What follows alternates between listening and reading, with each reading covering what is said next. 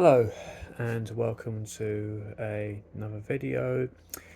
This one is looking at the current martial madness that we're experiencing with the release of the new Eminem album, The Death of Slim Shady, coup de grace.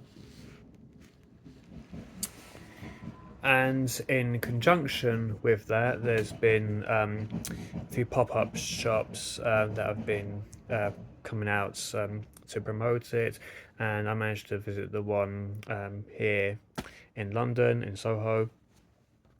So I'm just going to try and give a overview of the album and that experience. So starting with the pop-up shop.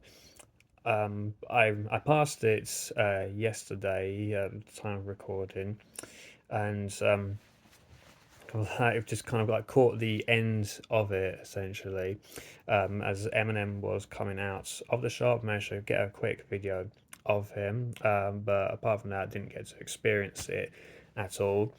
Um, so came down today for the entirety of the time that the shop was open today. Obviously, lots of people came back hoping M was going to make another surprise appearance. It didn't end up happening, but it was still fun inside anyway. I enjoyed the way it had been, set up like a funeral parlor with the flowers set to say R.I.P. Slim, the photos, lots of pictures of him in his Jason mask, grave sites, and coffin with the body inside. Someone playing music when I was there, at first they were playing Temporary from the new album, which kind of made sense as the kind of right sort of sound and feel for it. Then noticed they was playing Lose Yourself afterwards, so I imagine he was going through a set of different M songs. It'd be interesting to see what else he did play, but anything that works on the piano, I suppose. Um, and they had t-shirts and vinyls for sale. The vinyls of the older albums were pretty much selling out. So, like the Eminem show had basically sold out by the time I got there. I got there. I actually got in about 11:30, so I was about halfway through the time the shop was open today.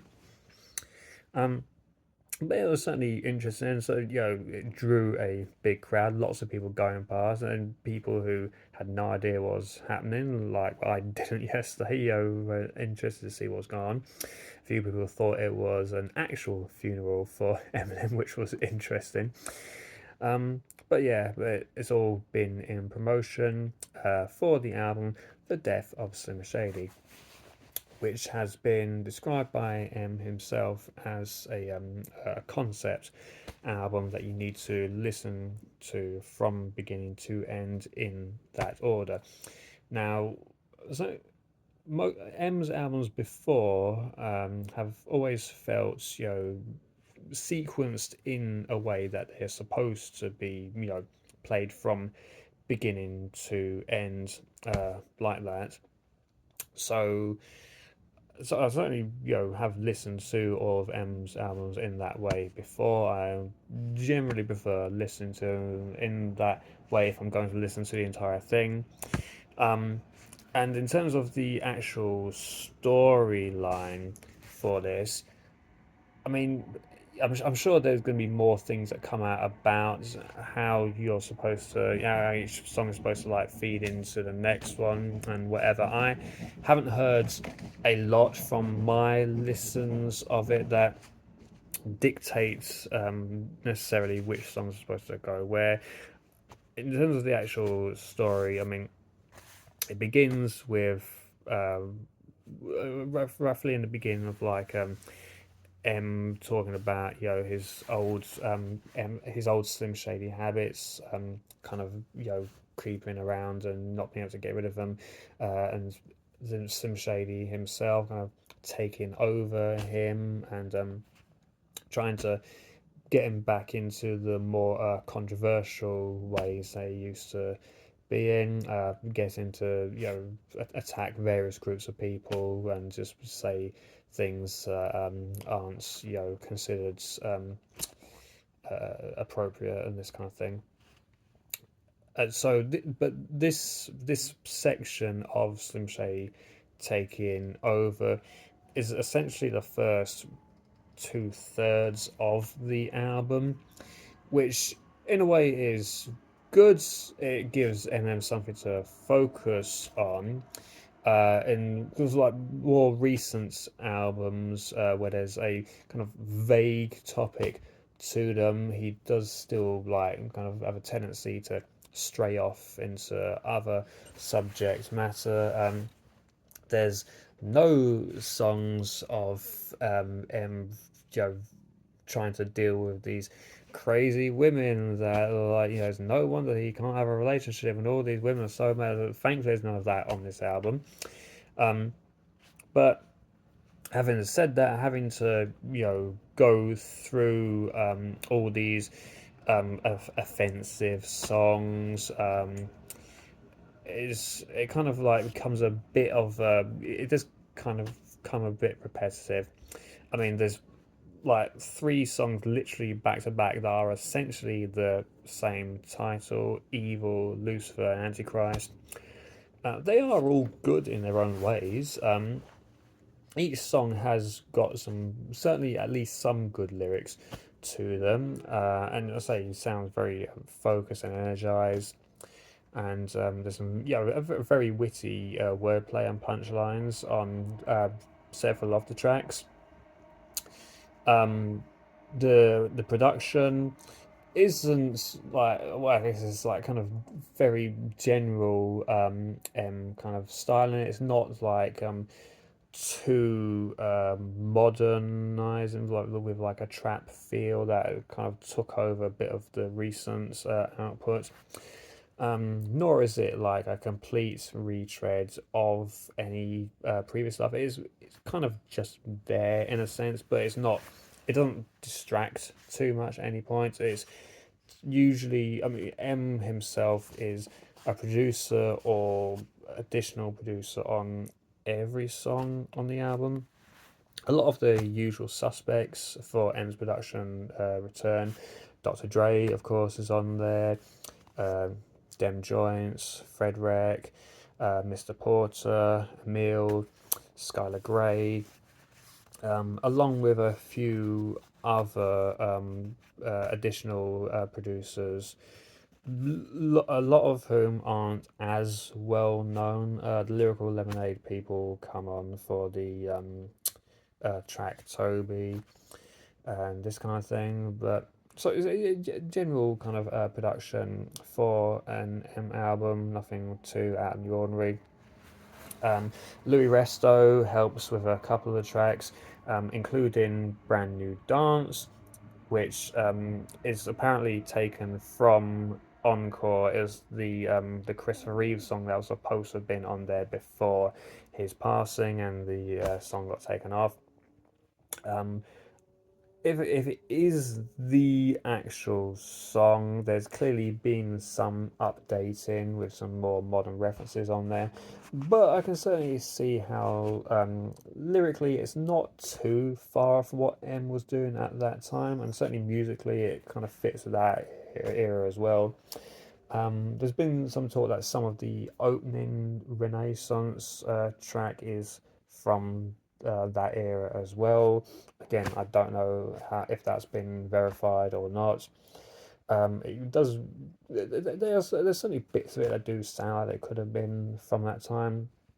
Um, Brand Dance itself is quite a fun song, even if like the whole mention, the whole going against Christopher Reeves thing has kind of, you know, been done a bit too much. It is a bit too much of a running gag now, but hey, it's if it was on Encore, it would have been a fun song. I don't know if that again. That's just like the hindsight now of listening to it. nearly 20 years surpassed from Encore. But yeah, I say it's still a fun track. Um, another, and this is kind of where M kind of feels it feels a bit more palatable when he's like clearly having fun on the songs, in spite of what he may or may not be saying.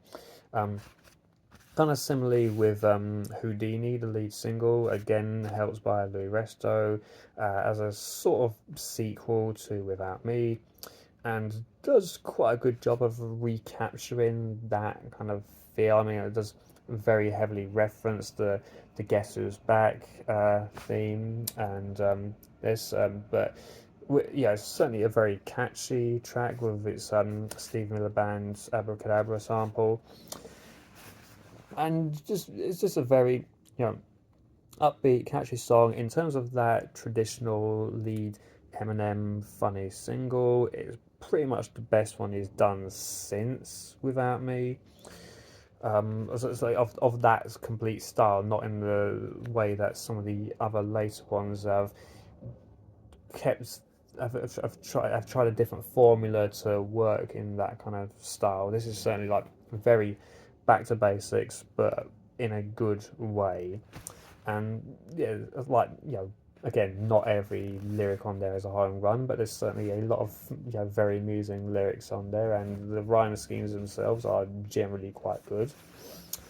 Um, but by this point in the album, which is like track 11, it's kind of the tipping point where M starts fighting back to regain control from Slim Shady.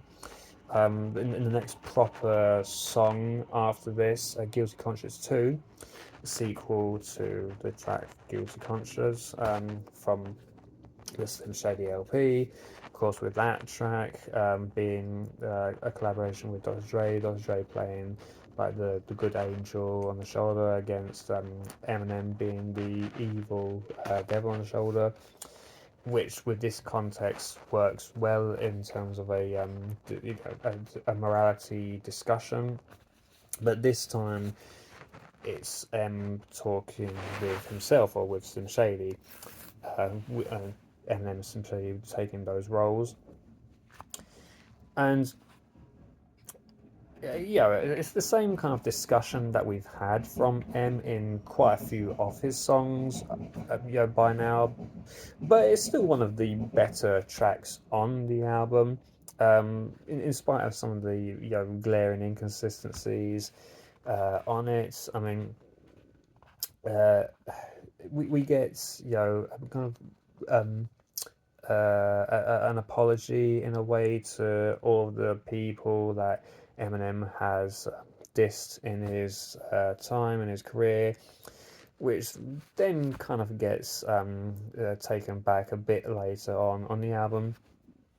Um, with some of the offense, like the trying to be offensive stuff, I kind of have to see it as earlier in the album. It's not just like disses to particular people. A lot of it is kind of just very vague attacks on different groups of people. And there are some murky points, not necessarily in terms of who is attacking, but in terms of like, is this actually really Slim Shady trying to be offensive and trying to get himself cancelled? Are there bits of Eminem that are still in there? The song Fuel, I think it is, has quite a huge diatribe about obesity and about how, oh, we shouldn't mollycoddle overweight people. And, I was like, have you tried saying any of this to Bizarre at all? Bizarre, who from D12 does make an appearance on the track Antichrist, which is a good appearance. It's one of his better verses, and nice to hear him on an Eminem song again. Other appearances come from Skylar Grey, Jid, Easy Mill, and Sly Piper. A lot of it is reasonably in house. There's not a huge amount of shocking collaborations, anything like that. Um, but so then, yeah, just to get back to where we were and the story. So Emma's now, after at the end of Guilty Conscience 2, officially killed Slim Shady with the coup de grace kill shot, and then is it is it an old and calls Paul Rosenberg to say he's had this crazy dream about Slim Shady taking him over. So was this all actually a dream?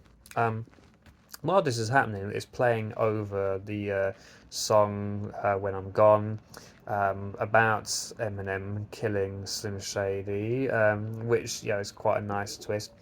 Paul Rosenberg doesn't give any help as per usual anytime he makes an appearance on the album.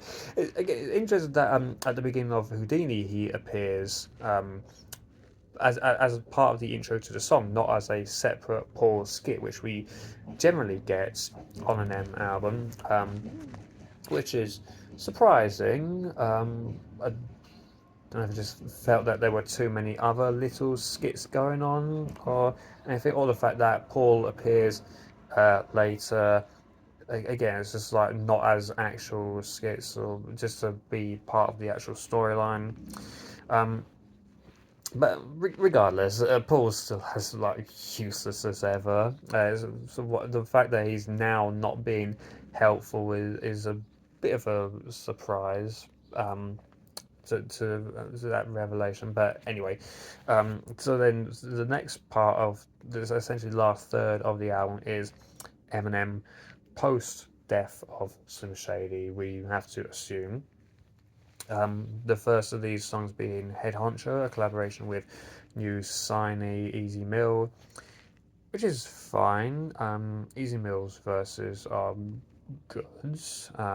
The bits where he starts rapping Filipino is quite good. Eminem himself has a decent verse to close off with some good lines towards the end, particularly. Um, but it doesn't really play into the storyline at all. We then get the collaboration with Skylar Grey, Temporary, to go back to that song. Um, sort of emotional discussion with his uh, daughters, particularly Haley Jade, about what would things be like if he wasn't there. Not necessarily reinventing the wheel in terms of things that we've heard him, discuss before, but it's still one of the highlights of the album. Definitely, it has the right emotional pull to it. Following this, we get Bad One, which again kind of detracts from some of the earlier work by reigniting the feud with Machine Gun Kelly. So again, is this supposed to be just a discussion that no matter whether Slim Shady's been killed or not, there are still those parts of Slim lingering in Eminem? Are there bits of him that just won't ever go, just always going to be part of Eminem no matter what's happened to Slim Shady? Or does M just like to do whatever he wants regardless? Um, we get the kind of buzz single Toby with Big Sean and Baby Sean as a way of getting three generations of Detroit, Michigan hip hop together. I wasn't that keen on the song when I first heard it. It's sort of growing on me. Big Sean's verse is pretty good. He's got some good punchlines in there. Emma's got some decent punchlines as well. Babytron's there. His verse is fine. Chorus is quite a generic chorus.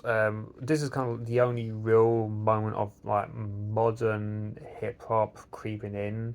I feel with a chorus that is essentially part of a verse that's just used and just like split and used to be the chorus uh, randomly. Um, we get a Ken Kniff skit. Ken Kniff made his return for this album, which is, it was fun to see. Before ending off with Somebody Say Me featuring Jelly Roll. In the kind of a similar vein to Temporary, quite a emotional, talking about his children again. Certainly about being found in the bathroom after his overdose by Elena. And yeah, so a good closing track. But as I say, not really adding too much more to the concept or M's discussions in total of the things he's covered. I know there's some digital versions with some extra things. Steve Berman skit, which again, good to see him back. A collaboration with Two Chains, that's I believe produced by DJ Premier, which is certainly be cool to hear him over DJ Premier beat. Um, in terms of the overall album, it's certainly a decent listen. How whether the actual concept itself really holds water, I think it still takes a few more listens to go through. There's certainly going to be a bit of a test of time on this one. I feel same as a lot of Emma's recent material, really. Um, but there are certainly, I say, some very good lyrics on there. Some interesting points that M brings up, even if they're perhaps not quite as poignant as he may feel they are. But it's certainly just good to hear him try and get in some of that style, that old Slim Shady style back, even if it is perhaps just due to the fact that he can't quite let go of the glory days, and is trying to recapture them. I mean, it makes sense. A lot of people go back to that period of what really brought him to the dance. And if nothing else, it does create an interesting discussion about Eminem's current placement, and his placement as a whole. Whether his old works would still work under current scrutiny. Whether the things that he says throughout the album, trying to find new groups of people to insult just for the sake of it, like Little People or P Diddy gets it quite a lot due to his recent allegations. Um, but are these now just is this more of a overall satirical view of being cancelled and saying offensive things? Going after people and groups who aren't necessarily going to cause as much backlash as he has in the past, and certainly as certain artists do today. Um, I mean, there's certainly no way Eminem himself is actually going to get cancelled from this album, which is probably the point in some way. Um, but yeah, I mean, I suppose results pending in the terms of official opinion for this album. I'm certainly interested to listen to it more. I've listened to it 3 times now, I think in total. Um, yeah, I mean, I think the good bits are really really good.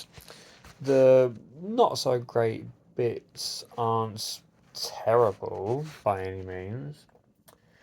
Um, but it'll just be interesting to see, how I feel about it, in like 6 months, a year, 2 years, however long, if like, if there's the shock factor of the album coming out and the content on it has worn off, by them, like say some of the recent material has. Um, but to be able to get experiences like this out of it certainly makes it worth it in that way. So at least for this, we can all say that the real Slim Shady did stand up.